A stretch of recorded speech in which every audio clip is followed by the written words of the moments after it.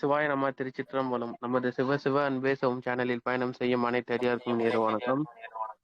இன்றைய சிறப்பு விருந்தினராக வந்திருக்கும் சுதா மேடமை வருக வருக என்று வரவேற்கிறேன். மேடம் டாபிக் சொல்லி ஸ்டார்ட் பண்ணிக்கோங்க. தேங்க்யூ. ஓகே சார், வணக்கம். நான் இன்னைக்குதான் ஃபர்ஸ்ட் டைம் பேச போறேன் இந்த சேனல்ல. இன்னைக்கு ராமாயணம் பத்தி நான் பேச போறேன், ராமர் கதையை பத்தி. சார் பாலகிருஷ்ணன் சாருக்கு ரொம்ப நன்றி எனக்கு வாய்ப்பு கொடுத்திருக்கிறதுக்கு. இப்போ ராமர் கோவில் அங்க கட்டுற இந்த டயத்துல நம்ம ராமாயணத்தை பத்தி பேசுறது எனக்கு ரொம்ப சந்தோஷமா இருக்கு. இப்போ நம்ம ராமாயணத்தை பத்தி பிரீஃபா பார்க்கலாம். ஃபர்ஸ்ட் ராமாயணம்னா என்னங்கிறத பார்க்கலாம். இது ரெண்டு வார்த்தை சேர்ந்து இது ராமர் மற்றும் அயனம்னு சொல்லலாம். ராமர் மற்றும் அயனம். ராமர்ங்கிற வார்த்தையே என்னன்னா எல்லாரையும் கவர்ந்து இழுக்கிறது. ராமக இதி ரம்யத்தே இதி ராமக அப்படின்னு சான்ஸ்கிரிட்ல சொல்லுவோம். ராமர் எல்லாருக்கும் சந்தோஷத்தை கொடுக்கக்கூடியது. அயனம்னா என்னன்னா பயணம்னு சொல்லலாம். அதாவது ராமரோட வாழ்க்கை பயணத்தை சொல்றது ராமாயணம். இப்போ ராமாயணம் யாரால எழுதினதை எல்லாருக்குமே தெரியும். வால்மீகி தான் அது எழுதியிருக்காரு. இப்போ அயோத்தியால ஏர்போர்ட் கட்டியிருக்கா இல்லையா, அதுக்கும் வால்மீகி ஏர்போர்ட், இன்டர்நேஷனல் ஏர்போர்ட் தான் பேரு வச்சு. இப்ப நம்ம வால்மீகியோட கதை என்னங்கிறத கொஞ்சம் ஷார்ட்டா பாத்துடலாம். இப்போ வால்மீகி போன பிறவியில அவர் வருணனோட பையன். வருணனும் பையனோட ஒரு சமயம் விளையாடிட்டு இருக்கான். அப்போ என்ன ஆகுதுன்னா அந்த பக்கமா நாரதர் போயின்னு இருக்காரு. நாராயண கானம் ராமரை இது பண்ணிட்டு போயின்னு இருக்காரு. அப்ப இவங்க என்னன்னா வருணன் குழந்தைகிட்ட விளையாடுற ஆர்வத்துல பார்க்கல நாரதர் வந்ததை. அதை உடனே நாரதருக்கு கோபம் அவனுக்கு சாபம் கொடுத்துரு, நீ உன் குழந்தைய பிரிஞ்சிடுவ அப்படின்னு. உடனே ரொம்ப வருணன் வருத்தப்படுறான், நான் என்ன பண்றது தெரியாம உங்களை கவனிக்கல அப்படின்னு. அதுக்கு உடனே இவர் சொல்ற, நீ கவலைப்படாத, என்னோட சாபமே வரமா ஆக போறது. இந்த குழந்தைதான் பின்னாடி ஆதி காவியமான ராமாயணத்தை படைக்க போகுது. ராமரோட பெருமையை சொல்றதுக்கு ஒரே ஒரு காவியம் ராமாயணம், அதை படைக்க போறோம் அப்படின்னு சொல்ற. அது அப்போ ராவணனோட அட்டகாசமும் இருக்கு. அதை அடக்கிறதுக்கு ராவணனுக்கு வரம் என்னன்னா, அவன் தேவர்களால அசுரர்களால யாராலையும் சாக முடியாதுன்னு பிரம்மாட்ட வரம் வாங்கிட்டு இருக்கு. மனுஷனால மட்டும்தான் அவனை கொலை பண்ண முடியும். அதனால இவர் தான் ராமாயணத்தை எழுத போறார் அப்படின்னு. அதுக்கப்புறமா அந்த குழந்தை பூமியில பறக்குறது. அப்ப ரத்னாகர்ங்கிற பேர்ல அந்த பையன் பறக்கிறான். பறந்தா அவன் ஒரு கொள்ளைக்காரனால வளர்ந்துன்னு இருக்கு. அந்த கொள்ளைக்காரன் என்ன பண்றான், அவனை தனக்கு தெரிஞ்ச இந்த கொள்ளை எல்லாத்தையும் தான் அந்த குழந்தைக்கு சொல்லி கொடுத்து இது பண்ணிட்டு இருக்கான். இந்த குழந்தைய அதே தொழிலா இது பண்ணிட்டு இருக்கு, கொள்ளைன்னு. அப்ப ஒரு நாள் என்ன ஆறுது, அந்த பக்கமா காட்டுல நாரதர் வந்துட்டு இருக்காரு. நாரதர் ஆனா இந்த பையனை பார்த்து பயப்படவே இல்லை, ரத்னாகரை பார்த்து. அப்ப அவன் வளர்ந்து வாலிபன் ஆயாச்சு. ஏன் இப்படி பயப்படலையேட்டு ஆச்சரியப்பட்டு இது பண்ணி கேட்க. அப்ப இவர் சொல்ற, என்னப்பா அப்படின்னா, ஏன் உனக்கு பயம் இல்லை அப்படின்னு கேட்டா, என்கிட்ட மடியில கனமே கிடையாது, நான் நாராயணனோட கானத்தை மட்டும்தான் வச்சுட்டு இருக்கேன். உன்கிட்ட ஒண்ணுமே இல்லையா, ஆனா என்கிட்ட எவ்வளவு பணம் இருக்கு தெரியுமா, மூட்டை மூட்டையா பணம் வச்சுட்டு இருக்கேன் அப்படின்னு ரத்னாகர் சொல்றான். நீ வச்சுட்டு இருக்கிறதெல்லாம் பண மூட்டை கிடையாது, எல்லாமே பாவ மூட்டை, அதனால ஒன்னும் பிரயோஜனம் இல்லை அப்படின்னு. அப்படியா, ஏன் அப்படி அப்படிங்க, எதுக்கு நீ இப்படிப்பட்ட கொலையெல்லாம் பண்ணிட்டு இருக்க அப்படின்னு அவர் கேட்கிறாரு.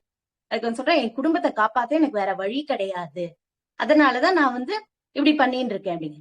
சரி, நீ அப்பனா என்ன பண்ணு, உன்னோட குடும்பத்துல போய் கேட்டுட்டு வா, அவங்க எல்லாரும் உன் பாவத்தை பங்கு பெறுவாளான்னு.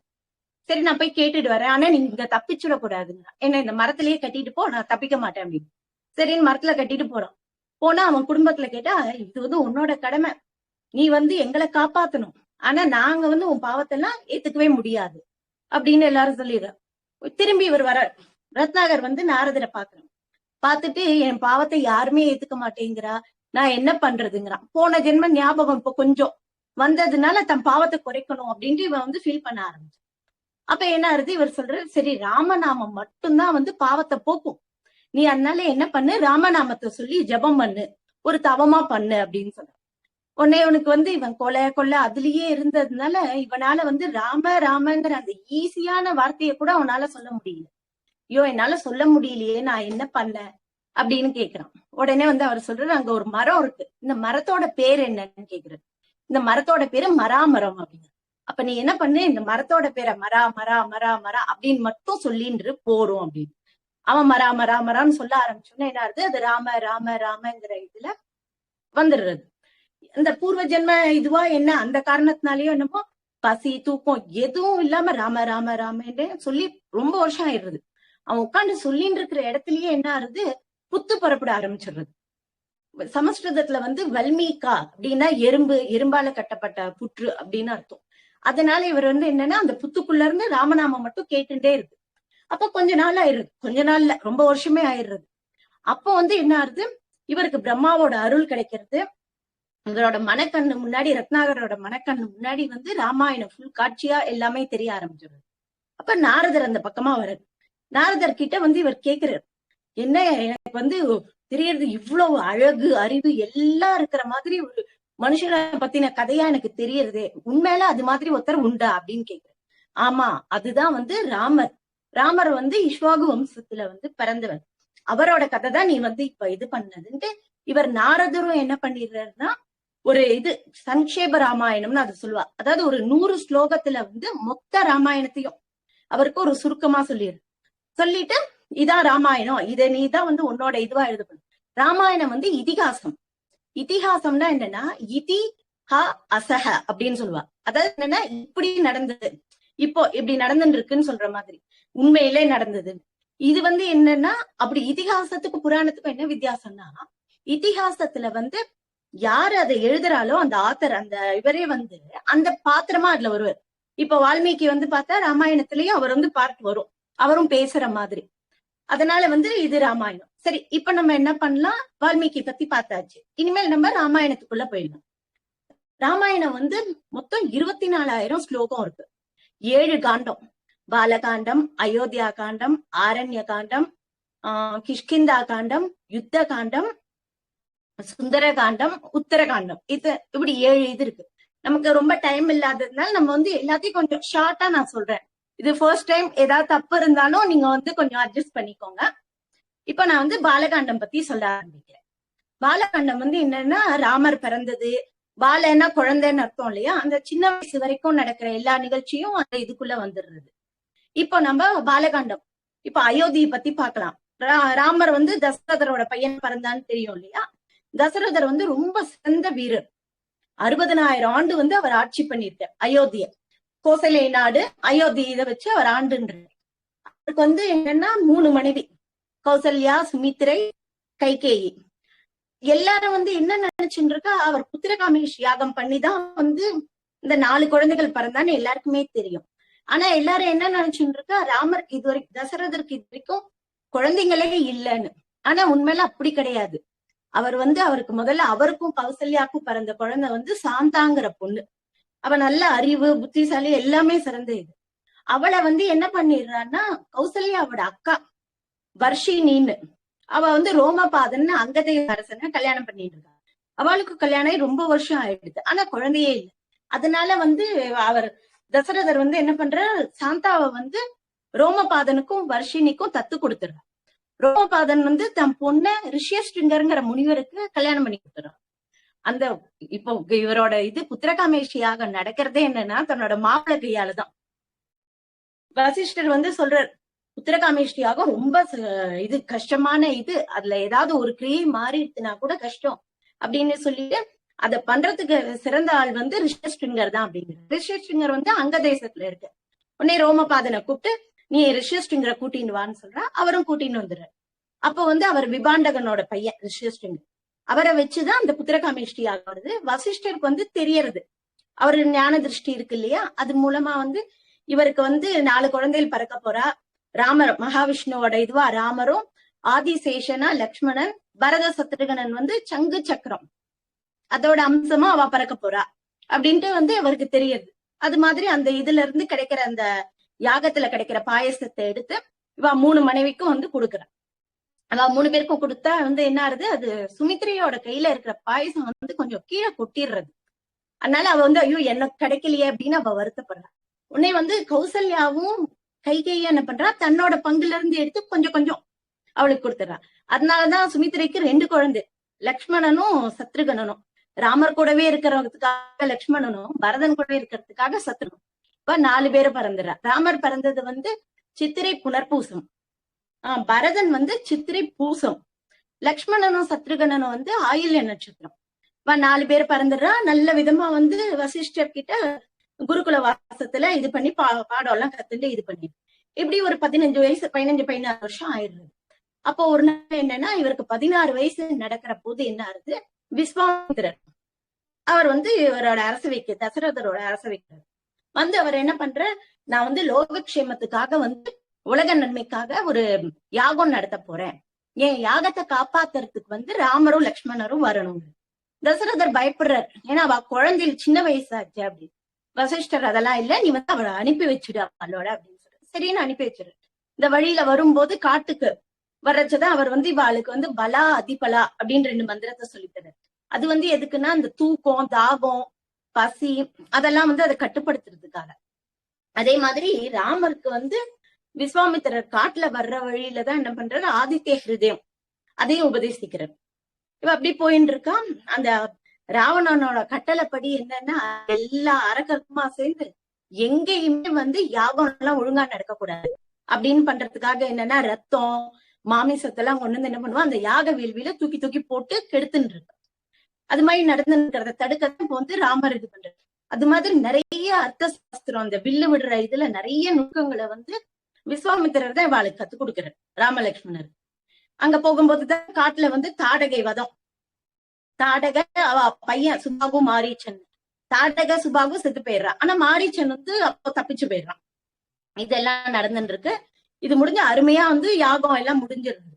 முடிஞ்சு திரும்பி வர்ற வழியில என்ன ஆகுதுன்னா, கௌதம முனிவர் அவரோட ஆசிரமம் இருக்கு. அங்கதான் வந்து அகல்யா அவரோட மனைவிக்கு அவர் சாபம் கொடுத்து அவ கல்லா இருக்கா. நம்ம இன்னொரு நாள் வந்து அந்த கதையெல்லாம் டீப்பா பார்க்கலாம். அவர் ராமரோட கால் பட்டு என்னன்னா அவ சாப விமோச்சனம் பெற்று. இதுக்கப்புறம் வரும்போது என்னன்னா, இங்க இந்த நடுவுல வந்து நம்ம அந்த பக்கம் சீதையை பார்க்கலாம். மிதிலை தேசத்துல இவர் ஜனக மகரிஷி, ஜனகராஜா அவர் வந்து ராஜ ரிஷின்னே சொல்லுவார். ராஜ்யத்துல இருந்தாலும் வந்து என்னன்னா, அவர் வந்து ஒரு ரிஷி மாதிரி தான் அவர் இருந்துட்டு இருப்பார். அவர் வந்து என்ன பண்றாரு, வந்து நிலத்தை விழும்போது என்னன்னா, அந்த கலப்பையோட நுனி வந்து எதுலயோ போய் இடிக்கிறது. அது என்னன்னு பார்த்தா, அது ஒரு பெட்டிக்குள்ள வந்து ஒரு குழந்தை அருமையா இருக்கு. அந்த கலப்பை நுனிக்கு பேரு வந்து சீத்தைன்னு சொல்லுவாங்க. அது பட்டு அந்த குழந்தை கிடைச்சதுனால அதுக்கு வந்து சீத்தைன்னு பேரு வச்சு இது பண்ணிடுது. ஜனக தேசத்துல பிறந்ததுனால ஜானகி, விதேக தேசம்ங்கிறதுனால வைதேகி, அந்த கலப்பையினால பிறந்ததுனால வந்து சீதை அப்படின்னு 3 பேரு. சீதை ரொம்ப அருமையா நல்லா வளர்ந்துட்டு இருக்கா. அங்க வந்து ஒரு நாள் அவ விளையாடும் போது என்ன பண்றா, இவர்கிட்ட ஜனகர்கிட்ட வந்து பரசுராமர் கொடுத்த சிவதனுசுன்னு ஒண்ணு இருக்கு. அத வந்து நார்மலா யாராலையுமே நகர்த்த கூட முடியாது. ஆனா வந்து சீதை என்ன பண்ணிடுறா, விளையாட்டா அந்த ஒரு பந்து கீழே போகும்போது அப்படியே சாதாரணமா அந்த வில்ல வந்து எடுத்துடுறா. உடனே ஜனகர் நினைச்சுக்கிறார், இவளுக்கு வந்து நம்ம கல்யாணம் பண்ணணும்னா இந்த வில்ல வந்து யாரு எடுத்து நாணயத்தினாலோ முறிக்கிறாளோ அவளுக்கு தான் கல்யாணம் பண்ணி கொடுக்கணும்னு அவர் முடிவு பண்ணிடுறாரு. இப்போ சீதைக்கும் கொஞ்சம் கல்யாணம் வந்து வயசு வந்து எடுத்துன்னு என்ன பண்றா, சுயம்பரம் ஏற்பாடு பண்ணிடுறா. அந்த இடத்துக்கு வந்து விஸ்வாமித்திரர் ராமர் லக்ஷ்மணரை இந்த பக்கம் கூட்டிட்டு வர்றாரு. இவர் ராமர் அழகா அந்த வில்ல முறிச்சு சீதையை கல்யாணம் பண்ணிக்கிறதுக்கு இது பண்ணிடுறாரு. உடனே அயோத்திக்கு தகவல் சொல்லி அவளை எல்லாம் இந்த ஊருக்கு மிதிலைக்கு கூப்பிட்டுறாரு. அவருக்கு ஜனகருக்கு வந்து இன்னொரு பொண்ணு ஊர்மிளை, அவளை வந்து தன்னோட லக்ஷ்மணனுக்கும் அப்புறம் தன் தம்பியோட 2 பொண்ணு மாண்டவி, ஸ்ருதகீர்த்தி, அவளை வந்து பரதன் சத்ருகனுக்கும் கல்யாணம் பண்ணி கொடுத்துறா. எல்லாம் சந்தோஷமா இது பண்ணிட்டு கல்யாணம் முடிஞ்சிடுறது. கல்யாணம் முடிஞ்சு திரும்பி வந்துட்டு இருக்கா. வரும்போது பரசுராமரை எதிர்க்கிறார். அவர் கொடுத்த சிவதனுசு இது பண்ணினார் இல்லையா, அதனால அந்த அவரோட ஆணவத்தையும் போக்கிட்டு அயோத்திக்கு வந்துடுறா. இந்த அயோத்திக்கு வர்றதோட பார்த்தா பாலகாண்டம் முடிஞ்சிடும். இப்ப இனிமேல் அயோத்தியா காண்டம். அயோத்தியா காண்டம் வந்து என்னன்னா, அயோத்தியில அவ இருந்த வாழ்க்கை, அயோத்தியோட மக்கள் எப்படி இருந்தா அதெல்லாம் வந்து நல்லா எக்ஸ்பிளைன் பண்ணுவோம். இப்ப வந்து இங்க வந்து ஒரு 12 வருஷம் ரொம்ப சந்தோஷமா இருந்துட்டு இருக்கா. அப்படி இருந்துட்டு இருக்கச்ச என்ன ஆகுது, ஒரு நாள் தசரதர் என்ன பண்றார், கண்ணாடியை பாக்குறாரு. பார்க்கும்போது ஒரு நரமுடி தெரியுது. உடனே நரமுடிய பார்த்து, ஓ நம்ம 60,000 வருஷம் நிறைய ஆண்டுட்டோம், இனிமேல் நம்ம வந்து நம்ம பையனுக்கு ராஜ்யத்தை கொடுத்துடலாம் அப்படின்னு முடிவு பண்ணிடுறாரு. பண்ணிட்டு எல்லாத்தையும் சொன்னா எல்லாம் சந்தோஷமா ஓகே அப்படின்னு சொல்லிடுறாரு.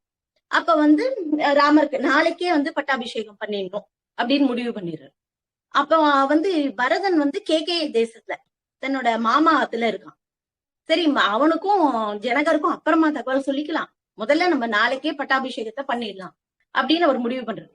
அதுக்கப்புறம் என்ன ஆயிடுறதுன்னா ஓகேன்னு எல்லாம் சொல்லிடுறா, எல்லாரும் சந்தோஷப்பட்டு வந்து இதுக்கு நடுவுல இந்த இவ கைகேயியோட வேலைக்காரி கூனி, அவ வந்து என்ன பண்றா, இவ கைகேயியோட மனசை மாத்திடுறா. ராமனுக்கு பட்டாபிஷேகம் நடந்ததுன்னா ராமன் அம்மாதான் ராஜமாதா, நீ வந்து அவளுக்கு வேலைக்காரி ஆயிடுவ, அதே மாதிரி ராமனுக்கு வேலைக்காரனாதான் பரதன் எல்லாம் இருப்பான் அப்படின்னு சொல்லி இது பண்ணிட்டு இருக்க. உடனே உனக்கு வந்து இது தசரதர் கொடுத்த 2 வரம் இருக்கு இல்லையா, அத நீ கேட்டுடு அப்படின்னு சொல்ற. அது எப்போ அந்த வரம் கொடுத்தா அப்படின்னா, தசரதர் வந்து ரொம்ப சிறந்த வீரர்னு சொன்னேன் இல்லையா, அவர் வந்து தேவர்களுக்கு ஹெல்ப் பண்றதுக்காக தேவாசுர யுத்தத்துக்கு அடிக்கடி போவார். அவர் வந்து தசரதர் அந்த பேருக்கேற்ப என்னன்னா 10 தேரை வந்து ஒரே நேரத்திலேயே அவரால் கண்ட்ரோல் பண்ண முடியும். அது மாதிரி 10 திசையிலையும் வந்து தேரை ஓட்டுற சாமர்த்தியம் பெற்றவர் அவர். அதான் தசரதர்னே பேரு. அப்படி ஒரு முறை சம்பராசுர யுத்தம் நடந்துட்டு இருக்கு. அதுல வந்து என்னன்னா அது மாதிரி கைகேயையும் பார்த்தா நல்ல தேர் ஓட்டுறதுல சிறந்தவர். அவர் எங்க போனாலும் என்ன பண்ணுவார், கைகேயி இது மாதிரி போருக்கெல்லாம் கூட கூட்டின்னு போயிடுவார். அவதான் இது பண்ணுவா. அந்த சம்பராசுர யுத்தத்துல என்ன ஆகுது, இவரோட தேரோட அச்சு வந்து விழுந்துடுறது. அப்ப இவ என்ன பண்றா, தன்னோட கட்டவரலை வச்சு அந்த தேரை இது பண்ணி இவரை காப்பாத்திடுறா. அப்பதான் இவர் உடனே நான் உனக்கு வரம் தரேன் அப்படின்னு 2 வரம் தரேன். இவ வந்து எனக்கு இப்ப வேண்டாம், நான் அப்புறமா அந்த வரத்தை கேட்டுக்கிறேன் அப்படின்னு சொல்லி முடிச்சிடுறா. இப்பதான் அந்த வரத்தை கேட்கிறா.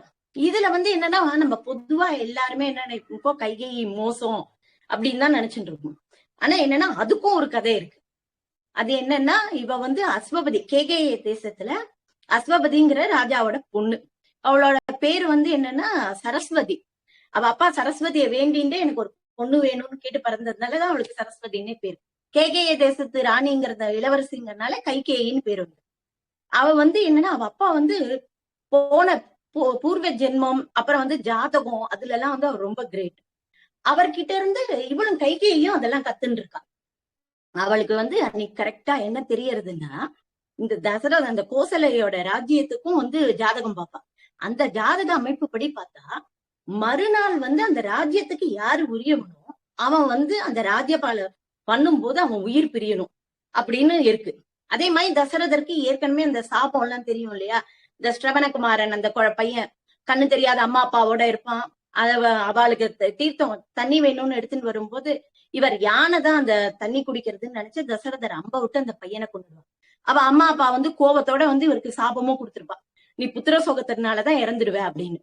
அந்த சாபம் எல்லாமே வந்து கைகேயிக்கு தெரியும். இப்ப அவன் நினைக்கிறான், இப்ப நாளைக்கு வந்து ராமர் அரசர் ஆனா அவருக்கு ஏதாவது ஆயிட்டா என்ன பண்றது, அதோட எப்படியும் தசரதருக்கு புத்திர சோகம் ஏற்கனவே இருக்கு, அதனால தான் விதவையானாலும் பரவாயில்ல, இவர் வந்து நம்ம இந்த வரத்தை கேட்டுருவோம் அப்படின்னு நினைக்கிறான். அதே மாதிரி ராவணனோட ஜாதகமும் அவருக்கு தெரியும். ராவணனுக்கு அதனாலதான் வந்து 14 வருஷம்னு கேட்டான். 14 வருஷம் தான் வந்து ராவணனுக்கு இன்னும் வந்து ஆயுள் இருக்கு. சோ அதுக்குள்ள எப்படியாவது வந்து அவனோட முடிவும் வந்துடணும் அப்படின்னு கேட்டு இது பண்ணிடு. இது ஒரு கருத்து. இவர் தசரதர் எவ்வளவோ சொல்ற மாட்டேன்னு அவ ஒத்துக்கல. கடைசியில வந்து அந்த வரத்தை கொடுத்துடுறா. ராமரை கூப்பிட்டு சொல்றா, ராமர் வந்து முதல் நாள் உனக்கு ராஜ்யம்னு சொல்லும் போதும் அவர் முகத்துல ஒரு பெரிய அப்படியே சந்தோஷம் அது இதுன்னு ஒரு இதுவும் இல்லாம, அதே மாதிரி நீ நாளை காட்டுக்கு போகணும்னு சொன்னாலும் அதே முடிவோட தான் இருக்கு. அப்படியே அப்ப மலர்ந்த பூ மாதிரி இருக்கு அவரோட முகம். உடனே அவர் வந்து நான் காட்டுக்கு போறேன் அப்படின்னு சொல்லிடுறாரு. லக்ஷ்மணனும் அவர் கூட போறேன்ட்டு இது பண்றாரு. லக்ஷ்மணன் சீதையை வந்து சொல்ற, நீ காட்டுக்கு வந்தா ரொம்ப கஷ்டம் உனக்கு, நீ வேண்டாம் இங்கேயே இருன்னு. ஆனா சீதை ஒத்துக்கல. என் அப்பா நல்ல ஆண்டவனுக்கு தானே கல்யாணம் பண்ணி கொடுத்தான்னு நினைச்சேன், கடைசியில நீ வந்து என்ன கூட்டின்னு போக மாட்டேன்னு சொல்றேல அப்படின்னு சொல்றா. நீங்க இருக்கிற ராமன் இருக்கும் இடம்தான் சீதைக்கு அயோத்தி, அதனால வந்து நீங்க காட்டுக்கு போனா காடுதான் எனக்கு அயோத்தி, இங்க வந்து என்னை விட்டுட்டு போனீங்கன்னா இதான் எனக்கு நரகம், அதனால நான் வந்து உங்களோடதான் வருவேன் அப்படின்னு சொல்லிட்டு போயிடுறா. 3 பேரும் ராமர் லக்ஷ்மணர் சீதை இந்த இதெல்லாம் போட்டு இந்த அலங்காரத்தெல்லாம் கழிச்சிட்டு மரவுரி ரிஷிகள் போட்டுன்னு இருக்கிற ட்ரெஸ் அது மாதிரி போட்டுட்டு கிளம்பி போயிடுறா. தேர்ல கிளம்புறா. தேர்ல போய் இவன் குகனோட படகுல வந்து கங்கையை தாண்டி போயிடுறான். இது வரைக்கும் முடிஞ்சிடுறது. இங்க வந்து என்னன்னா தசரதர் வந்து ராமன் போனோன்னு அவன் புத்திர சோகம் தாங்காம இறந்து போயிடுறான். கேகேய தேசத்துக்கு தகவல் கொடுத்துடுறான். பரதன் வந்துடுறான். இங்க இவ எல்லாம் வருத்தத்தோட இருக்கா. பரதன் ரொம்ப கோவப்படுறான் அம்மாட்ட, நான் அரசன் ராஜாவெல்லாம் ஆக முடியாது, இது வந்து ராமரோட இது, நானே ராமரோட சொத்து தான் அப்படின்னு சொல்லி இது பண்ணிடுறான். உடனே வந்து நான் ராமரை போய் கூட்டின்னு வந்துடுறேன் அப்படின்னு சொல்லிட்டு அங்க வந்து காட்டுக்கு திருப்பி அதே அந்த புகனோட படகுல போய் சித்திரக்கூடத்தை போய் அவ போறா. சித்திரக்கூடத்துலதான் அப்போ இருக்கா. ராமர் வந்து நான் வர முடியாது, 14 வருஷம் கழிச்சு 14 வருஷம் கழிச்சுதான் நான் வந்து வருவேன், அப்பாவோட சொல்ல என்னால மீற முடியாது அப்படின்னு அவர் சொல்லிடுறாரு. இவன் வந்து இல்ல நான் ராஜ்யம் ஆள முடியாது அப்படின்னு சொன்ன உடனே சரி உங்களோட பாதுகையை வேணா எனக்கு கொடுங்க, அதை நான் வந்து கொண்டு போய் இது பண்றேன்ட்டு, நீங்க வர்ற வரைக்கும் நானும் வந்து அயோத்திக்குள்ள போக மாட்டேன் அப்படின்னு நந்தி கிராமம்ங்கிற இடத்துல இருந்து பாதுகையை வச்சு அவன் ஆட்சி பண்ணிட்டு இருக்கான் ராமரோட பிரதிநிதியா. இந்த 14 வருஷம் தாண்டி எடுத்துன்னா நான் ஒரு நாள் கூட உயிரோட இருக்க மாட்டோம், நானும் சத்ருகனும் என்ன பண்ணுவோம், அக்னி பிரவேசம் பண்ணிடுவோம். இல்ல கண்டிப்பா நான் வந்து 14 வருஷம் முடிஞ்ச உடனே வந்துடுவோம் அப்படின்னு இவர் சொல்றாரு. இவன் திரும்பி போயிடுறான். இதோட பாத்தீங்கன்னா அயோத்தியா காண்டம் முடிஞ்சிடும். இப்ப அடுத்தது என்னன்னா ஆரண்ய காண்டம். ஆரண்ய காண்டம் என்னன்னா, ஆரண்யம்னா காடு. இப்ப காட்டுல என்னென்ன நடக்கிறதுங்கிறத பத்தி தான் இப்போ அடுத்து வரப்போகுது. இவ 3 பேரும் வந்து முதல்ல சித்திரக்கூடத்துல இருக்கா. சரி இனிமேல் நம்ம சித்திரக்கூடத்துல இருந்தோம்னா எல்லாரும் கண்டுபிடிச்ச மக்கள் கூட வந்துடுவா, இந்த இடத்த தாண்டி போகணும்னு முடிவு பண்ணிடும். அப்ப வந்து என்னன்னா போற வழியில அத்திரி அனுசூயையோட ஆசிரமம் வருது. அங்க அத்திரி வந்து அனுசூயை என்ன பண்றா, இவளுக்கு சீதைக்கு வந்து ஒரு 14 வருஷத்துக்கு நிறைய வருஷத்துக்கு வாடாத மலர்கள், அப்புறம் ஒரு ட்ரெஸ், கஸ்தூரி திலகம், அந்த பொட்டு, இது எதுவுமே வாடாதுன்ட்டு நிறைய ஆபரணங்கள்லாம் கொடுத்து இது பண்ற. இந்த ஆபரணத்துக்கும் ஒரு ரோல் இருக்கு பின்னாடி. இதெல்லாம் எடுத்து இது பண்ணிட்டு அனுசூயை தான் சொல்ற, அத்திரியும் அனுசூயை நீங்க வந்து என்ன பண்ணுங்க, நேர இங்க இருந்து தண்டகாரண்யம்னு காடு இருக்கு, அங்கதான் வந்து ரிஷிகளை எல்லாம் ராவணன் ரொம்ப கொடுமைப்படுத்திட்டு இருக்கான், அங்க போய் அவளை எல்லாம் காப்பாத்தணும் அப்படின்னு. சரி நீ வா எல்லாருமா தண்டகாரண்யத்துக்கு போயிடுறான். தண்டகாரண்யத்துல வந்துதான் ரொம்ப சந்தோஷமா ரிஷிகள் அவ்வளவு சந்தோஷப்படுறா ராமர் லட்சுமணர் சீதையை பார்த்து. அவளோட நல்ல பேச்சு அதுன்னு அவளுக்கு இருக்கிற துன்பத்தெல்லாம் வர்ணிக்கிறார், எல்லாம் நடந்துட்டு இருக்கு. அவ சொல்ற, நாங்க இத்தனை வருஷமா வந்து இந்த மரவரியை போட்டுன்னு இருக்கோம், ஆனா வந்து எங்களுக்கு ஏதோ போட்டுன்னு இருக்கோம் இருக்கே தவிர உங்களுக்கு அவ்வளவு அருமையா இருக்குன்ட்டு நாங்க பொண்ணா பறக்காம போயிட்டோமே உங்களை அனுபவிக்கிறதுக்கு அப்படின்னு. இவாதான் வந்து துவாபர யுகத்துல மகாபாரதத்தை போது ஆயர்குல பெண்களா வந்து கிருஷ்ணரோட அழகா அனுபவிச்சா. கிருஷ்ணர் ராமர் எல்லாம் ஒரே இது தானே அப்படின்னு சொல்லுவோம். இதெல்லாம் நடந்துட்டு இருக்கு. தண்டகாரண்யத்துல ரொம்ப சந்தோஷமா இருக்கா. இவ அயோத்தியில இருந்ததை விட கேட்டா இந்த காட்டுல இன்னும் சந்தோஷமா இருக்கா, போயின்னு இருக்கா. அப்புறம் வந்து என்னன்னா இவர நடுவுல அகஸ்தியரை பாக்குறா. அகஸ்தியர் வந்து என்ன சொல்ற, ராமருக்கு வந்து விஷ்ணு தனுச கொடுக்கிறார் அப்பதான். அப்புறம் வந்து அம்புரா துணி, அந்த அம்புரா துணி எப்படின்னா எடுக்க எடுக்க வந்து அம்பு குறையாமலே இருக்கும், அது மாதிரி இருக்கிற அம்புரா துணியும் கொடுக்குறேன். அதெல்லாம் வாங்கிட்டு வந்துடுறா. வரும்போது நீங்க பஞ்சவடி போய் அங்க இருங்கோ அப்படின்னு சொல்லிட்டு, இதுல நடுவுல வந்து ஜடாயு தசரதரோட ஃப்ரெண்ட் அவர் பாக்குறார். நான் வந்து நீங்க இல்லாத போது உங்களுக்கு ஹெல்ப் பண்றேன், சீதையை பாத்துக்கிறேன் அப்படிலாம் சொல்லிட்டு இருக்கு. இங்க இவ போய் எல்லாம் பஞ்சவட்டியில இருக்கும் போதுதான் சூர்பனகை என்ட்ரி. சூர்பனகை என்ன பண்றா, ராமர் லட்சுமணர் அழகுல மயங்கி கல்யாணம் பண்ணிக்கணும்னு நினைக்கிறார். உடனே அவர் வந்து அதெல்லாம் முடியாது அப்படின்னு மறுத்து இது பண்ற. இந்த சீதையினாலதான் இவ வந்து நம்மள மாட்டேன்னு சொல்றான்னு நினைச்சுட்டு சீதையை வந்து விழுங்குறதுக்கு போறா. உடனே லட்சுமணர் வந்து அவ மூக்கு காதெல்லாம் அறுத்து இது பண்ணிடுற. உடனே அவ என்ன பண்றா, கரதூஷணன் அவளோட இன்னொரு தம்பி சகோதரரை கூப்பிட்டு இது பண்றா, கரதூஷனையும் வதம் பண்ணிடுறாங்க. இத போய் லட்சுமணன்ட்ட ராவணன்ட்ட சொல்லிடுறான். ராவணனோட தங்க தானே இவ, ராவணன்ட்ட சீதையை பத்தி ரொம்ப அழகு அதெல்லாம் பத்தி வர்ணிச்சு நீ அவளை கவர்ந்துட்டு வந்துடு அப்படின்னு சொல்லிடுறான். நீ கவர்ந்துட்டு வா, நான் ராமரை இது பண்ணிடுறேன். இதுலயும் ஒரு இது என்னன்னா, சூர்பனகையோட ஹஸ்பண்ட் கணவனை வந்து ராவணன் கொன்னுட்டான். யாரால ராமரை பழி வாங்குறதுன்னா ராமராலதான் பழி வாங்க முடியுங்கிறதுக்காக அவ சீதையை வந்து கூட்டிட்டு வா, சீதை வந்தா ராமர் வந்துடுவார் அப்படின்ட்டு பண்ணி இது பண்ணிடுறான். இதெல்லாம் இப்போ நடந்துட்டு இருக்கு. ராவணன் பாக்குறான் என்ன பண்றதுன்ட்டு. மாரீச்சன் ஏற்கனவே தப்பிச்சு போனான் இல்லையா, அவனை வந்து இதுவா பொன்மானா வந்து சீதைக்கு முன்னாடி வர வைக்கிறான். அதை பார்த்து சீதையை ஆசைப்பட்டு எனக்கு பிடிச்சு கொடுன்னு சொல்றா. லக்ஷ்மணர் வேண்டான்னு சொன்னா கேட்கல. உடனே ராமரும் பிடிக்க போறார். அது ரொம்ப தூரம் அலைக்கழிச்சுட்டு போயிட்டு கடைசியில இவரோட வில்லுப்பட்டு இறந்துடுறது. இறக்கும் போது ராமருக்கு பார்த்து லக்ஷ்மணா சீத்தைன்னு கத்திட்டு இறந்துடுறது. நிஜ உருவல மாரீச்சன், ஐயோ நம்ம தெரியாம வந்துட்டோமே அப்படின்ட்டு அவ பயப்பட போறாளேன்னு நினைக்கிறான். அதே மாதிரி சீத்தையும் பயந்துடுறா. நீ போய் லக்ஷ்மணரை அனுப்பி நீ போய் அவ காப்பாத்து ராமரை அப்படிங்கிற. அவரும் லக்ஷ்மணர் சரி இந்த குடிசையை மட்டும் வெளில வராதீங்க அப்படின்னு சொல்லிட்டு போறார். அதுக்குள்ள ராவணன் வந்து ஒரு பிராமண பிக்ஷை வாங்குறவனா வந்து குடு எனக்கு பிக்ஷை போடுங்க, நீ வீட்டுக்கு வெளில வந்தாதான் நான் பிக்ஷையை ஏத்துப்பேன் அப்படின்னு சொல்றான். உடனே இவளும் வேற வழி இல்லாம வெளியில வந்த உடனே அவன் என்ன பண்றான், தன்னோட நிஜ உருக்கம் மாறி இவ சீதை இருந்த இடத்த நிலத்தோட சேர்த்து பேத்து தூக்கிட்டு புஷ்பக விமானத்துல பறந்துடுறான். ஏன்னா அவனுக்கு வந்து விரும்பாத பொண்ணை தொட்டான்னா அவனுக்கு மரணம்னு ஒரு சாபமும் இருக்கு. அவ விருப்பத்தோட தான் வரணுங்க. அப்படி எடுத்துட்டு அவன் பறந்துடுறான். நடுவுல ஜடாயு பாக்குறாரு. பார்த்துட்டு ராவணனுக்கும் ஜடாயுக்கும் சண்டை நடக்கிறது. அவன் என்ன பண்ணிடுறான், சிவன் கொடுத்த ஒரு வாள்னால வந்து ஜடாயோட 2 பக்கம் ரெக்கையும் வெட்டிடுறான். கீழே விழுந்துடுறது. இவா வந்து ராமர் லக்ஷ்மணரும் தேடுறா சீதைய. காணோன்னே எங்க அப்படின்னு கேட்டு வர்ற வழியில பார்த்தா ஜடாயு வந்து சொல்றா, ராவணன் வந்தா, நான் சண்டை போட்டேன், என்னால முடியல, அவன் தூக்கின்னு போயிட்டாங்க. இவ உடனே ஜடாயுக்கு வந்து ஈமக்கிரியை எல்லாம் பண்ணி முடிச்சுட்டு இவளை தேடிண்டு இந்த பக்கமா தெற்கு பக்கமா போறானோன்னு அப்படியே அந்த பக்கத்துல போயிட்டு இருக்கான். போயிட்டு இருக்கும்போது கவந்தன்னு ஒரு அரக்கன், அவனும் வந்து என்னன்னா அவனை வந்து கைய வெட்டி இது பண்ணிடுறான். வெட்டின உடனே அவன் வந்து என்னன்னா தன்னோட கந்தர்வ அவன் ஒரு கந்தர்வன், அதுக்கு போயிடுறான். அவன் தான் வந்து சொல்றான், நீங்க இங்க இருந்து நேர போனேன்னா மதங்க முனிவரோட ஆசிரமம் வரும், அங்க சபரி வந்து உங்களுக்காக காத்துட்டு இருக்கா, அவள்கிட்ட போனா உங்களுக்கு சீதையை கண்டுபிடிக்கிறதுக்கு ஹெல்ப் பண்ண போற சுக்ரீவன், அவனை பத்தி அவரை நீங்க மீட் பண்ணலாம், அதுக்கு வழி அவங்களுக்கு சொல்லுவான்னு சொல்றான். சரி நீ வாழும் போறா. மதங்க முனிவரோட இதுல சபரி இருக்கா. சபரி வாளுக்கு பனி பழங்கள் எல்லாம் கொடுத்து உபசரிக்கிறான்.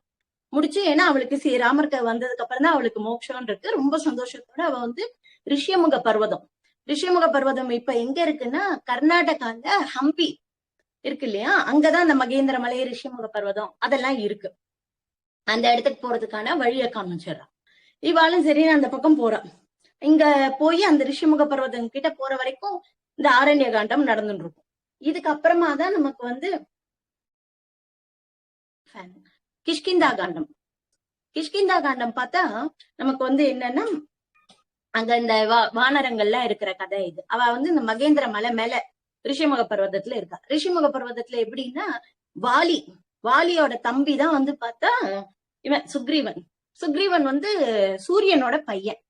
அவன் வந்து என்னன்னா வாலிக்கு பயந்துதான் அந்த இடத்துல இருக்கான். ஒரு முறை வாலிக்கும் ஒரு மாயாவி அரக்கனுக்கும் சண்டை நடந்தது. அப்ப வந்து என்ன பண்ணிருக்கான், சுக்ரீவன் தான் வெளியில காவலுக்கு வச்சுட்டு வாலி உள்ள சண்டை போட்டு 1 வருஷம் நடந்தது சண்டை. அதுல வந்து இதுவாயிடுறது, அந்த குகையோட வெளியில இருந்து நிறைய ரத்தமா வருது. வாலியோட குரலும் கேட்டோன்னே சுக்ரீவன் என்ன நினைச்சுன்றான்னா வாலிதான் செத்து போயிட்டான், அந்த அரக்கனை தன்னால சமாளிக்க முடியாது அப்படின்னு அந்த கதவை குகைய மூடிட்டு வந்துடுறான். ஆனா வந்த உடனே இவனுக்கு வானர அரசனா இவனை இது பண்ணிடுறான். ஆனா என்ன ஆகுது, கொஞ்ச நாள்ல பார்த்தா வாலி வந்துடுறான். உண்மையில செத்து போனது அந்த அரக்கன், அது இவ யாருக்கும் தெரியல. உடனே இவன் என்ன பண்றான், சுக்ரீவன் சொல்றான், அதை அவன் ஒத்துக்கல, நீ வேணும்னு பொய் சொல்ற, அதனால பொண்ணு விரட்டி விட்டுறான். வாலிக்கு என்ன ஒரு பலம்னா அவனுக்கு எதிரி யார் சண்டை போட்டாலும் அவளோட சத்து ஃபுல்லா இவனுக்கு வந்துடும். அதனால இவன் வெற்றி பெற்றுரும். அவனுக்கு வந்து ரிஷிமுக பர்வதத்துல மட்டும் ஏற முடியாது, அது அவனுக்கு ஒரு சாபம். அதனாலதான் இவன் வந்து சுக்ரீவன் வந்து ஹனுமான், ஜாம்பவான், அங்கதன் அவன் பையன் அவனோட அங்க இருந்துட்டு இருக்கான். இதுல அவன் வரமாட்டான் அப்படின்னு. இதெல்லாம் வந்து ஹனுமாரை விட்டு இப்ப 2 பேரும் வந்துட்டு இருக்கதை பார்த்து யாருன்னு கேக்குறா. உடனே இந்த கதையெல்லாம் சொல்லி வாலி வந்து என்ன இது பண்ணிட்டான், என் மனைவியை வேற அவன் கவர்ந்து வச்சுட்டு இருக்கான் அப்படின்லாம் சொல்றாரு. அதுக்கு உடனே ராமர் சொல்றாரு, நீ வந்து எனக்கு என் சீதையை தேட உதவி பண்ணு, நான் உனக்கு உன்னோட அரசை வந்து பெற்று தரேன், வாலியை இது பண்றேன், உங்களுக்கு அவ்வளவு சத்து இருக்கா, பவர் இருக்கா அப்படின்னு கேட்ட உடனே ஒரு 7 மரத்தை நின்ன மராமரம் சாய்த்தாயின்னு ஒரு வரி வரும் இதுல 4000 திவ்ய பிரபந்தத்துல. அதுபடி என்னன்னா ஒரு 7 மரத்தை வந்து ஒரே ஒரு அம்புனால இவர் வந்து விட்டு இது பண்ணிடு. உடனே அவரோட எவ்வளவு ஒரு நல்ல சிறந்த வீரர் தான் அவனும் ஒத்துண்டு இது பண்ண. சண்டை போடும்போது என்னன்னா இப்ப 2 பேரும் பார்த்தா ஒரே மாதிரி இருக்கா, ட்வின்ஸா, அதனால கண்டுபிடிக்க முடியல. உடனே லக்ஷ்மணன் வந்து ஒரு பூமாலைய சுக்ரீவனுக்கு போட்டு இது மூலமா நீ சண்டை போடு அப்படிங்கிறான். அது மாதிரி வாலியை வெற்றி பெற்றுறான். வாலியை வெற்றி பெற்று லக்ஷ்மணன் வந்து சுக்ரீவனுக்கு பட்டாபிஷேகம் பண்ணி வச்சு எல்லாம் பண்ணிட்டு, நீ கொஞ்ச நாள் வந்து உன் மனைவி குழந்தையோட சந்தோஷமா இரு, அதுக்கப்புறம் வா, ஏன்னா அப்ப மழை காலம் வேற, படையை எடுத்துட்டு வாங்க. கொஞ்ச நாள் ஆயிடுறது. மழை காலம் முடிஞ்ச உடனே வரல என்ன கோவத்தோட போறான். இல்ல நான் வந்துடுறேன்னு ஜாம்பவான், அங்கதன், ஹனுமான், இன்னும் நிறைய நலன், நீலன் எல்லா வானரங்களையும் அனுப்பி வைக்கிறான். இவ வந்து தேடுவான்னு. ஹனுமான் வந்து என்னன்னா இதுல தெற்கு பக்கமா போறதுக்கு இது பண்ற. எல்லாருமா தேடின்னு இருக்கான். ஆனா என்னன்னா இவன் சுக்ரீவன் வந்து கொஞ்சம் டைம் சொல்லி இதுக்குள்ள கண்டுபிடிக்கணுங்கிறான். ஆனா அந்த டைமுக்குள்ளே வாழால கண்டுபிடிக்கவே முடியல. உடனே அங்கதான் சொல்றேன், என் அப்பா பண்ண சொன்னதை என்னால காப்பாத்த முடியல, அதனால நான் என்ன பண்ணிடுறேன், பட்னி கிடந்து உயிரை விட்டுற போறேன் அப்படிங்கிற. அந்த நேரம் வந்து அந்த இடத்துக்கு மேல மரத்து மேல பார்த்தா சம்பாதின்னு ஒரு கழுகு. சம்பாதி யாருன்னா ஜடாயுவோட அண்ணா. அது ரொம்ப வயசாகி இறகெல்லாம் இல்லாம உட்காந்துருக்கு.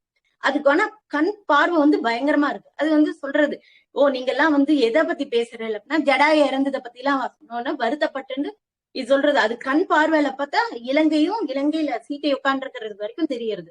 அவன் இவன் ராவணன் தான் வந்து தூக்கிண்டு இந்த இடத்த தாண்டி இலங்கை கிட்ட போயிருக்கான். நீ வந்து இலங்கையில அவ இருக்கா, அவளை காப்பாத்திக்கோங்க அப்படின்னு.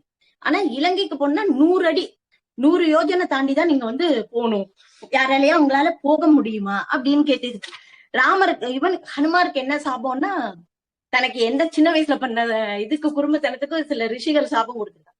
உனக்கு என்ன பவர்ங்கிறது உனக்கே தெரியாது, யாராவது ஒருத்தர் ஞாபகப்படுத்தும் போது மட்டும்தான் என்ன பவர் இருக்குங்கிறது தெரியும். அந்த வேலையை வந்து ஜாம்பவான் சொல்ற, உன்னால ஈஸியா 100 யோஜனையை தாண்டி கடல்ல பறந்து போக முடியும். சரி அப்படின்னு ராமருக்கு ரொம்ப சந்தோஷமாயிருது. இது வரைக்கும் எங்க இருக்கா சீத்தைன்னு தெரியல, இப்ப தெரிஞ்செடுத்து தன்னோட இது கணையாழி மோதிரத்தை வந்து கொடுத்து விடுற. ராமரும் பறந்து போக ஆரம்பிக்கிறார். இதோட வந்து நமக்கு கிஷ்கிந்தா காண்டம் முடிஞ்சிடும். இனிமேல் அடுத்து வரப்போறது இது சுந்தரகாண்டம். இப்ப சுந்தரகாண்டம் வந்து ராமாயணத்துல மத்தது எது தெரியறதோ இல்லையோ, சுந்தரகாண்டம் நம்ம நிறைய பேருக்கு தெரிஞ்சிருக்கும். அதை தினம் ஆத்துல பாராயணம் பண்ணாலே நமக்கு வந்து நல்ல மன அமைதி, அவ ஆரோக்கியம் எல்லாமே கிடைக்கும். அவர் சொல்லின் செல்வர்னு அவருக்கு பேரு எல்லாமே இது. இப்ப வந்து இவர் என்ன பண்றாரு, இலங்கைக்கு பறந்து போகணும் அப்படின்னு போறாரு. சமுத்திரராஜன் என்ன பண்றான், மைனாக பர்வதம்னு கடலுக்கு அடியில இருக்கு, நீ வந்து இத வந்து கொஞ்சம் மேல போய் ஹனுமானுக்கு ரெஸ்ட் எடுக்கிற இடத்துக்கு கொஞ்சம் கொடு அப்படின்னு. அது வருது. ஆனா இவர் ஒத்துக்கல, நான் ராமர் காரியம் முடிக்கிற வரைக்கும் எங்கேயும் தங்க மாட்டேன் அப்படின்னு பறந்து போயிடுறாரு. அங்க போற வழியிலதான் வந்து சுரசைங்கிற அரக்கிய வந்து கடந்து இது பண்ற சிம்ஹிகா. அந்த அரக்கி என்னன்னா ஹனுமானோட நிழலை வச்சு அவரை பிடிச்சு இழுக்கிறார். அவளோட வயிற்றையும் கிழிச்சு வதம் செய்யற. அப்புறம் வந்து லங்கினி, அவதான் வாயில் காவலா இருப்பா, அவளை வந்து எட்டி வதைக்கிறார். உடனே அவளுக்கு தெரிஞ்சிடுறது, அவளுக்கு ஏற்கனவே வந்து பிரம்மா சொல்லியிருக்க, என்னைக்கு ஒரு வானரம் வந்து உன்னை எட்டி வதைக்கிறதோ அதுக்கப்புறம் இலங்கைக்கு அழிவுன்னு. ஓ இனிமேல் இலங்கைக்கு அழிவுதான் அப்படின்னு அவ நினைச்சுன்றான். இப்படி எல்லா இடமும் சுத்தி பாக்குறாரு. அப்ப பார்த்தா வந்து இலங்கை அவ்வளவு அருமையான இடமா இருக்கு. எல்லாம் அந்த கன்ஸ்ட்ரக்ஷன் பார்த்தா ரொம்ப நல்லா இருக்கு. இந்த ராவணனோட இதனால வந்து இவ்வளவு இலங்கையும் பாழாக போறதே போர்லன்னு வருத்தப்பட்டு அப்படி சுத்தி பார்த்துட்டு வரும்போது அசோகவனத்துல சீதை இருக்கிறத பாத்துட்டு ரொம்ப சந்தோஷப்படுறாரு. ராவணன் அப்பதான் வந்து மிரட்டுறான் இவளை, சீதைய நீ வந்து என்னதான் கல்யாணம் பண்ணிக்கணும் அப்படின்னு சொல்லி அந்த அரக்கிகளை விட்டும் மிரட்ட சொல்லிட்டு. அங்க திரிஜடைன்னு ஒத்தி விபீஷணனோட பொண்ணு, அவன் மட்டும் ரொம்ப நல்லவ. சீதைக்கு வந்து ஆறுதல் சொல்லி இது பண்ணிட்டு இருக்கா. ராமர் வந்து மேல இருந்து தசரதரை பத்தி, தசரதர் மகன் ராமன் அப்படின்லாம் சொல்லி ராமர் புகழ பாடின உடனே யாரு அப்படின்னு பார்த்த உடனே இவர் ராமர், நான் தான் ராமதூதன், இது வரைக்கும் நடந்த கதையெல்லாம் சொல்லி உங்களை காப்பாத்துறதுக்காக நாங்க எல்லாருமா தேடிட்டு வந்துட்டு இருக்கோம், எனக்கு வந்து ராமரை கணையாழி மோதிரத்தை கொடுத்திருக்காரு அப்படிங்கிற. கணையாழியை பார்த்தோன்னே சீதைக்கு ராமரை பார்த்த மாதிரி சந்தோஷம். எல்லாம் இது பண்ணிட்டு சீதை சொல்றா, நீங்க வந்து வரையில நானே உங்களை வந்து கூட்டிட்டு போயிடுறேன்னு ஹனுமான் கேக்குறாரு. ஒரு ராட்சசன் என்ன தூக்கின்னு வந்தான், ஒரு குரங்கு என்ன கொண்டு போய் விட்டதுன்னா என் கணவர் ராமருக்கு என்ன பெருமை, அதனால என்னால முடியாது அப்படின்னு சொல்லிடுறான். ராமரை வந்து 1 மாசத்துக்குள்ள சண்டை போட்டு ராவணனை தோற்கடிச்சிட்டு என்ன கூட்டின்னு போக சொல்லு அப்படின்னு சொல்லி தகவலை கொடுத்துட்டு தன்னோட சூடாமணிங்கிற ஆபரணத்தையும் கொடுத்து விடுறான். இதோட வந்து சுந்தரகாண்டம் எப்படி இவர் திரும்பி இலங்கையை கடந்து இதுக்கு நடுவுல வந்து இவர் என்ன பண்றாரு, ராவணனுக்கு எப்படியாவது புத்தி சொல்லலாம் அப்படின்ட்டு என்ன பண்றாரு, அசோகவனத்துல இருக்கிற எல்லா மரத்தையும் போட்டு துவம்சம் பண்ணிட்டு இருக்காரு. உடனே இவனை பிடிக்கிறதுக்கு எல்லாரும் வந்தா சம்புமாலி, அக்ஷயகுமாரன், அப்புறம் பஞ்ச சேனாதிபதி, இவெல்லாம் முக்கியமான போர் வீரர். அவ எல்லாரையும் வந்து ஹனுமான் கொன்னுட்டு இந்திரஜித் என்ன பண்றான், பிரம்மாஸ்தர் தலைவரை கட்டுப்படுத்திடுறான். பிரம்மாஸ்திரத்துக்கு மதிப்பு கொடுத்து ஹனுமானும் சரின்னு போயிடுறான். அங்க போனா அவன் ராவணன் வந்து ஒன்னும் ஆசனம் எல்லாம் தரல. உடனே இவர் என்ன பண்ற, தன்னோட வாள் அப்படியே சுத்தி ராவணனுக்கு ஈக்குவலா சேர் மாதிரி பண்ணி அதுல உட்காந்து உனக்கு புத்தி சொல்றாரு. அவன் ஒன்னும் கேட்கல. கடைசியில இவரோட வாளுக்கு நெருப்பு வெய்யன்றான். சுத்தி இலங்கை எல்லா இடத்தையும் நெருப்பு வைக்கிறார். ஆனா அசோகவனத்துக்கு மட்டும் ஒரு இதுவும் எந்த ஒரு சேதாரமும் இல்லை.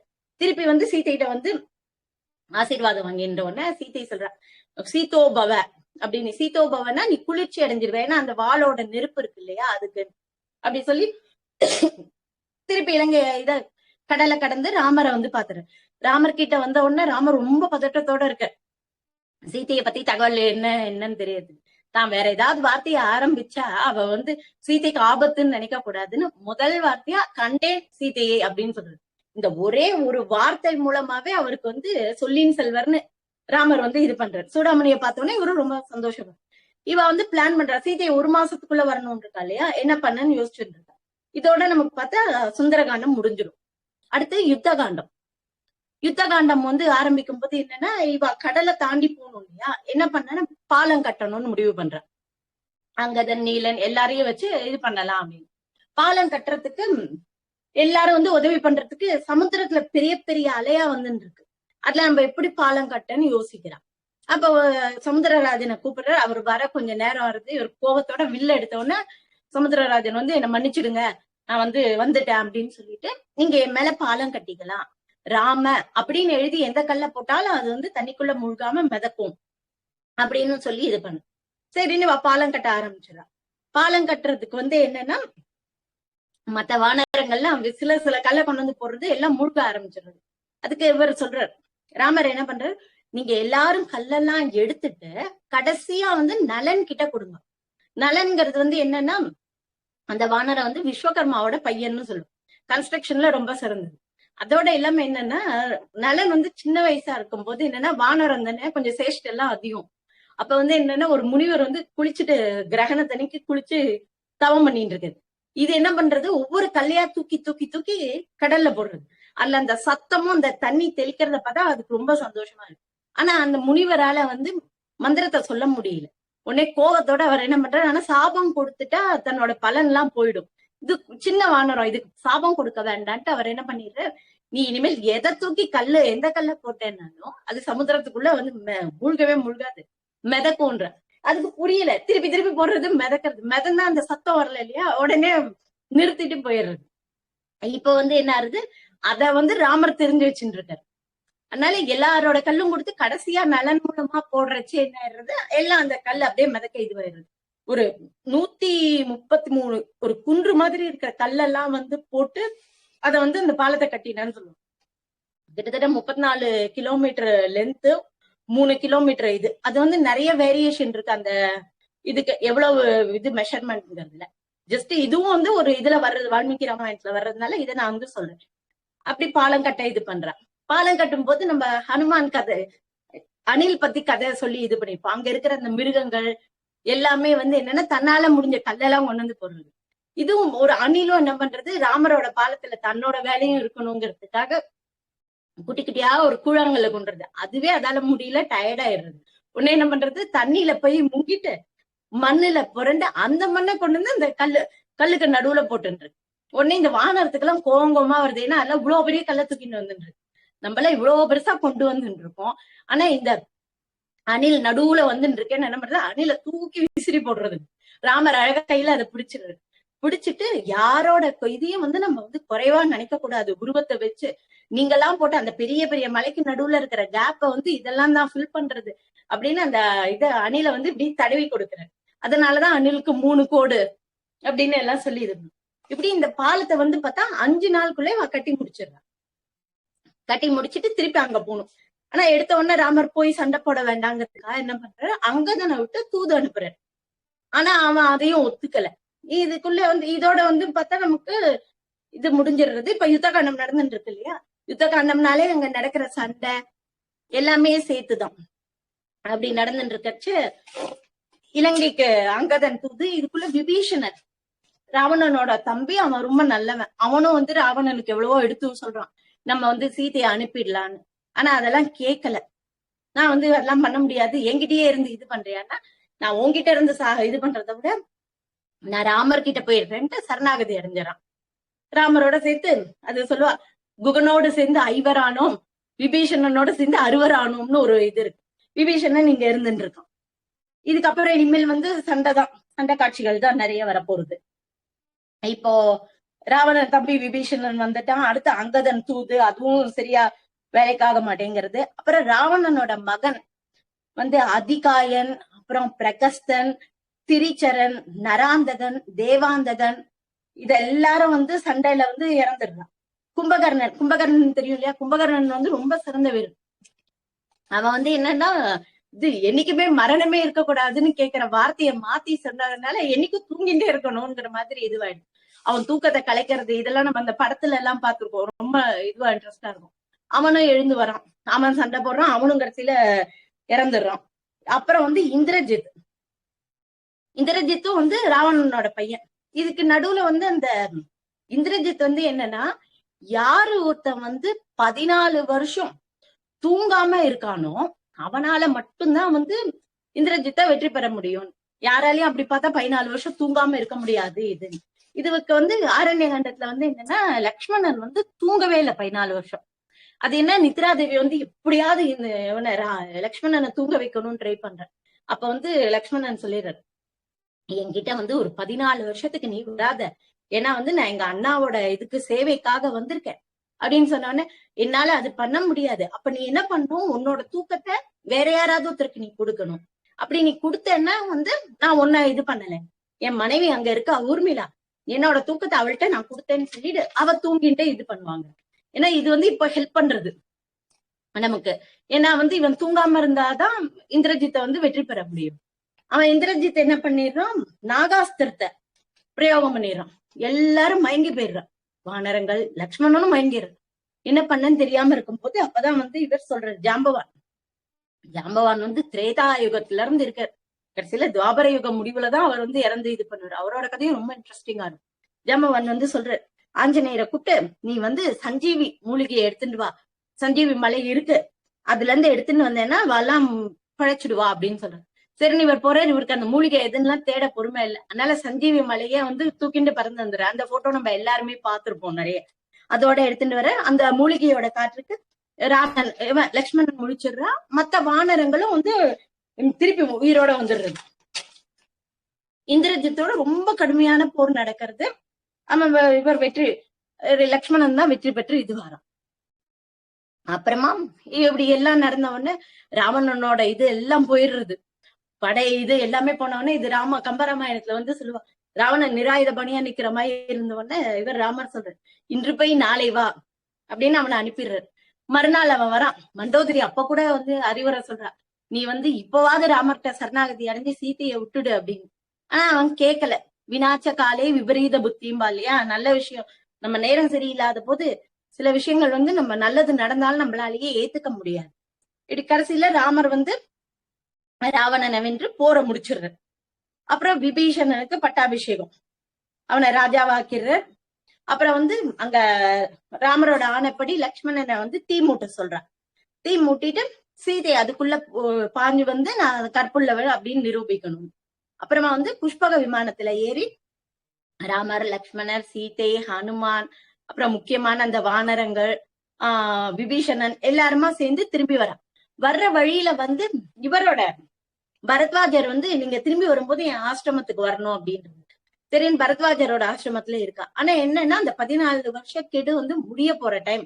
அதனால வந்து இவர் என்ன பண்றார், ஹனுமான சொல்றாரு, நாங்கெல்லாம் வர்றதுக்குள்ள நீ போய் நந்தி கிராமத்துல பரதனை பார்த்துட்டு சொல்லிடு, நாங்கெல்லாம் வந்துன்னு இருக்கோம், இல்லைன்னா அவன் அக்னி பிரவேசம் பண்றேன் அப்படின்னு சொல்லிடுவான். சரின்னு வர்றார். ராவணனும் வந்து அது வரைக்குமே அவர் நந்தி கிராமத்துல இருக்கிற வரைக்கும் கூட கைகேயியோட பேசவே இல்லை பரதன். அப்புறம் இவர் வந்துட்டு அப்பதான் கைகேயிய பத்தி எல்லா விஷயத்தையும் சொல்லி புரிய வைக்கிறார். எல்லா சந்தோஷமா இது பண்றா. வசிஷ்டர் வந்து பட்டாபிஷேகம் பண்ணி வைக்கிறார். அப்போல இருந்து ராமராஜ்யம் ரொம்ப சந்தோஷமா எல்லாரும் இது பண்ணிடுறாரு. இதோட வந்து நமக்கு யுத்த காண்டம் முடிஞ்சிடுறது. கடைசி இது வந்து பார்த்தா உத்தரகாண்டம். உத்தரனாலே பின்பக்கம், பின்னு அர்த்தம். இது உத்தரகாண்டம் வந்து இப்போதுதான் திருப்பி வந்து கர்ப்பிணியா இருக்கிற சீதையை ராமர் வந்து காட்டுக்கு அனுப்புற இது எல்லாம் வரும். இங்கதான் வந்து இந்த உத்தரகாண்டத்துலதான் பார்த்தா இவர் வால்மீகி வர. நான் முதல்லயே சொன்னேன் இல்லையா, இதிகாசம்னா வந்து அந்த ஆத்தரே அதுல வருவான்னு. அதை எழுதின வால்மீகி வந்து இந்த இதுல வர்றார். அந்த ஆசிரமத்துல வந்து சீதைக்கு 2 குழந்தை, லவகுச்சா அதெல்லாம் பரறது. லவகுச்சாக்கு வந்து வால்மீகி எல்லாத்தையும் போர்க்கலைகள் எல்லாம் சொல்லி கொடுக்கிறார். தான் எழுதின ராமாயணத்தையும் அவளுக்கு வந்து இது பாடல் வடிவுல சொல்லி கொடுக்கிறார். அவதான் போய் அங்க ராமரோட இதுல அத பாடி இது அரங்கேற்றம் பண்றதா வரும். எல்லாம் சொல்லி கொடு இது பண்ணுங்க. இதுக்கப்புறம் வந்து என்னன்னா ராமர் வந்து அஸ்வமேத யாகம் பண்ணணும்னு முடிவு பண்ணியிருக்காரு. அதுக்கு அந்த குதிரைய வந்து அனுப்பி வைப்பான். யாரு அதுக்கு எதிர்க்கிறவா அந்த குதிரையை கட்டி இது பண்ணும். லவகுச்சா ரெண்டும் என்ன பண்றது, அந்த குதிரை வரும்போது புடிச்சு கட்டி போட்டுறான்.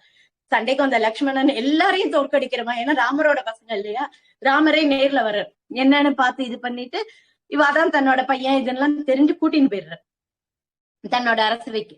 அப்ப சீதையும் கூப்பிட்டுன்னு போலாம் அப்படின்னு இது பண்ணும் போது சீதை என்ன பண்றா, பூமாதேவியை கூப்பிட்டு நான் வந்து என்னோட காலம் முடிஞ்சிருது, நான் வந்து உள்ளுக்குள்ள போயிடுவேன், அப்படி அவளே பூமி பிராட்டி தான் அப்படின்னு சொன்னா பூமாதேவியோட மடிக்குள்ள போயிடுறா. ராமர் வந்து அவளை இழுக்கணும் அப்படின்னு ட்ரை பண்ணும்போது பார்த்தா அவளோட தலைமுடி சுத்திடுறதுங்கிறதுனால ஆண்களுக்கு பார்த்தா இந்த கையில இது வரைக்கும் இருக்கிற முடி அது ஒரு காரணம் அப்படின்னு சொல்லுவார். சீதை போயிடுறா.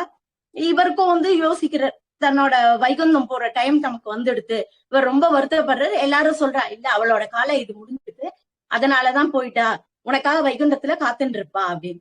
இவருக்கும் தன்னோட நேரம் முடிஞ்சிடுது அப்படின்னு தெரிஞ்ச உடனே என்ன பண்ணிடுறா, எல்லாம் சரையு நதியில இறங்கி ராமா லட்சுமண இவ பரத சத்ருகன் 4 பேருமா போயிடுறா. மேல வானத்துல இருந்து எல்லாம் பூ மாறி பொழிஞ்சு எல்லாம் இதுவாருது. இதோட மெயினா வந்து ராமாயணத்தோட கதை வந்து முடிஞ்சிருது. இன்னும் எவ்வளவோ சொல்லலாம், பட் ஷார்ட்டா வந்து முடிச்சாச்சு. உங்களுக்கு ஏதாவது கேள்வி இருந்தாலும் நீங்க கேளுங்க, ஏதாவது தப்பு இருந்தாலும் நான் திருத்திக்கிறேன். இப்போ அயோத்தியில ராம ஜென்ம பூமி எல்லாம் நடக்கிறது இல்லையா, ராமர் கோவில் திறப்பு விழா நடக்க போகுது. இந்த டைத்துல வந்து நம்ம ராமாயணத்தை பத்தி பேசுறது வாய்ப்பு கிடைக்கும். ரொம்ப நன்றி. நீங்க கேட்ட எல்லாம் நன்றி. எத்திர எத்திர ரகுநாத கீர்த்தன் தத்திர தத்திர கிருதஸ்த காஞ்சலியும் பாஸ்பவாரி பரிபூர்ண லோச்சனம் மாதம் அப்படின்னு ஸ்லோகம் இருக்கு. அதாவது என்னன்னா, எங்கெல்லாம் வந்து ராமரோட கதை கேட்கறதோ அங்கெல்லாம் வந்து ஆஞ்சநேயர் கண்ணுல கண் வழியறதுக்கு கைய கூப்பிட்டு கேட்டுட்டு இருப்பாரு. அதனாலதான் இந்த சுந்தரகாண்டம் சொல்லும் போதே என்ன சொல்லுவாருன்னா, ஒரு மனப்பலகா போட்டு வச்சிடணும். ஏன்னா அங்க வந்து அவர் ராமர் ஆஞ்சநேயர் உட்காந்து ராமர் கதையை கேட்டுட்டு இருப்பாரு. அவர் சிரஞ்சீவியா இருக்காரு இல்லையா அப்படின்னு. இப்ப கூட அவர் கேட்டுன்னு இருக்கலாம். உங்களுக்கு ஏதாவது இது இருந்ததுன்னா கேட்கலாம். ரொம்ப நல்லா இருந்துப்பா, நிறைய விஷயத்த ஷேர் பண்ணிருந்தீங்க. ரொம்ப ரொம்ப நன்றி. தேங்க்யூ. யாருக்குன்னா டவுட்ஸ் இருக்கா?